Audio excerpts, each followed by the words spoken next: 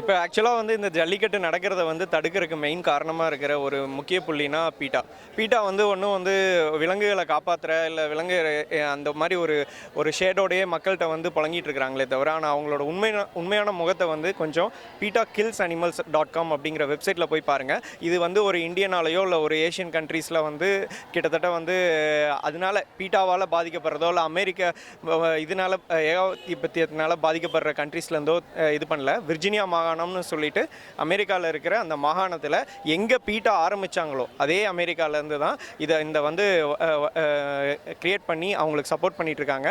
Virginia மாகாணம் வந்து பார்த்திங்கன்னா நார்மலாக வந்து அவங்க வந்து இந்த பீட்டா கில்ஸ் அனிமல்ஸில் வந்து இது வரைக்கும் எவ்வளோ அனிமல்ஸ் வந்து அவங்க அடாப்ட் பண்ணியிருக்காங்க. அடாப்ட்டுங்கிற பேரில் கரெக்டாக சொல்லணும்னா அடாப்ட்டுங்கிற பேரில் எல்லா அனிமல்ஸையும் வந்து வாங்கி அதை வந்து தேவையில்லாத வழியில் அதை வந்து கொண்டிருக்காங்க. அதுக்கான ப்ரூஃபோட கிட்டத்தட்ட எல்லா தேவையான ப்ரூஃப்ஸ் எல்லாத்தையுமே வந்து அவங்க வந்து விஷுவலைஸ் பண்ணியிருக்காங்க அந்த வெப்சைட்டில்.